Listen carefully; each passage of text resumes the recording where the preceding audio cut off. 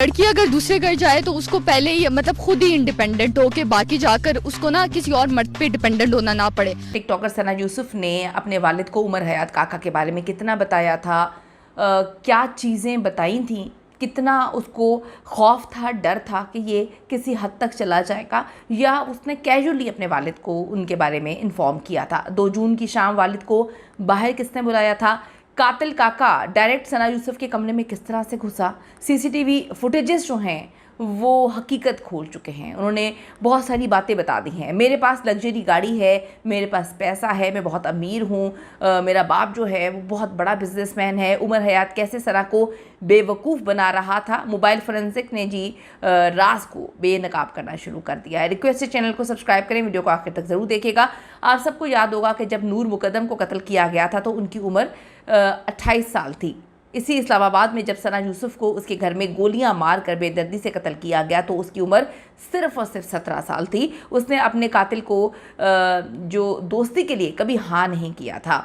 अब बात यह है कि इस्लामाबाद पुलिस ने इस कत्ल की वजह मुसलसल इनकार बताया है कि वो इनकार कर रही थी, वो उस दरिंदे के इरादों को भांप गई थी, वो उसके साथ दोस्ती नहीं करना चाहती थी, उसके अलग फ्यूचर प्लान्स थे।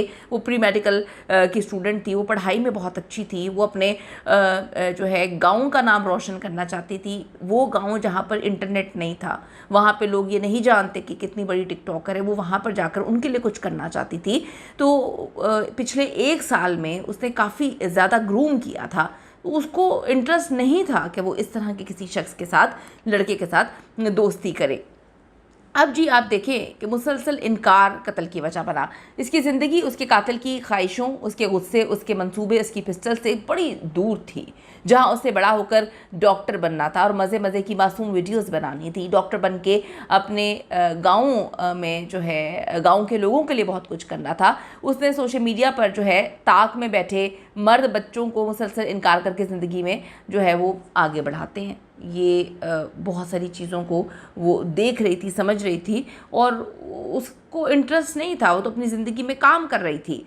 शायद इसीलिए जब सना की फूफी घर में गोली चलने की आवाज़ सुनती हैं तो समझती है कि शायद कोई उबारा फटा है। सना यूसुफ ने अभी अपनी 70वीं सालगिरह जो है वो मनाई थी। बच्चों की सालगिरह पे तो गुब्बारे होते ही हैं, और वो एक अगर उसकी वीडियोस को गौर से देखें तो वो बच्ची थी, बच्चों की तरह रिएक्ट करती थी। बहुत सारे लोग जो हैं वो विक्टिम ब्लेमिंग कर रहे हैं। कुछ लोग ये भी कह रहे हैं कि हम जो है आवाज़ ना उठाएं, बात ना करें। देखिए, जब इन्वेस्टिगेशन होती है तो फिर सारी चीज़ें खुल के सामने आती हैं। अगर आप ये कहें कि दोनों के एक दूसरे के साथ राब्ते नहीं हैं, या डकैती थी, या मोबाइल चोरी करने आया था, तो ऐसा नहीं है। देखें, सच दोनों तरफ का होता है, सच एक तरफ का नहीं होता। और जब इस तरह से खौफनाक कत्ल किया जाए तो फिर सच को सामने लेकर आना हम सबका फ़र्ज़ है। सना के वालिद ने कहा कि जी सना मेरी बेटी नहीं, मेरा बेटा था।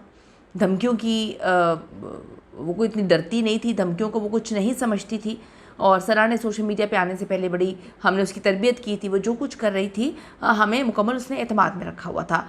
उनके वालिद ने बताया कि जी कत्ल से कुछ देर कबल सना ने अपनी वालदा को ये कहकर मार्केट भेजा था कि ईद आ रही है, कपड़े धोने के लिए सर्फ लेकर आए। वालदा के घर से निकलते ही इस दरिंदे ने मौके का फ़ायदा उठाया, क्योंकि ये बाहर ताक में बैठा हुआ था। ये बड़ी देर से रैकी कर रहा था। ये देखें, कुछ सना, आप लोग जो कह रहे हैं कि सना ने अपने घर का एड्रेस दिया, मैं थोड़ा सा आपको बताती चलूँ। मैंने कुछ इस सारे वाक़े के बाद कुछ व्लॉग्स देखे हैं, जिसमें से एस्ट्रोलॉजी के व्लॉग्स देखे हैं मैंने, जिनको आप लोग बड़े पसंद करते हैं। रजब भट्ट फैमिली के व्लॉग्स देखे हैं, और बहुत सारे लोगों के व्लॉग्स जो है मुझे देखने पड़े। उससे मैंने देखा कि एस्ट्रोलॉजी के घर उन्होंने अपना एड्रेस तो नहीं दिया हुआ, वहाँ पे जाकर जो है वो लोग तस्वीरें लेने जाते हैं, उनके घर के बाहर खड़े होते हैं। उनके अगर वालिद भी हो जाएं, एक मैंने क्लिप देखा कि उनकी वालदा को कह रहे थे कि जी केक कटवा रहे हैं बाहर खड़े होके। तो ये पहली तो इन्फ्लुएंसर नहीं है जिसके घर का एड्रेस किसी को पता हो। बहुत सारे लोग हैं, इन सब के घरों की इनके व्लॉग्स देखें, इन लोगों के घरों के जो है बाहर ये लोग खड़े रहते हैं। रजब फैमिली के घर के बाहर खड़े रहते हैं, और रजब को सिक्योरिटी रखनी पड़ी है। तो ये कहना कि उसको घर बुलाया था या नहीं बुलाया था, तो ये तो कोई पहला बंदा नहीं है, ये पहली खातून नहीं है, ये लड़की नहीं है जिसके घर के बारे में जो है किसी को पता हो। अब बहुत सारे लोग जाते हैं, लोगों के घरों के बाहर खड़े होते हैं, फैंस होते हैं। अब आप पिस्टल लोडेड गन लेके जा रहे हैं और गोलियां मार रहे हैं, तो ये इसकी एक लंबी पीछे स्टोरी होगी, हिस्ट्री होगी। डेफिनेटली पुलिस को इसको अच्छे से देखना चाहिए।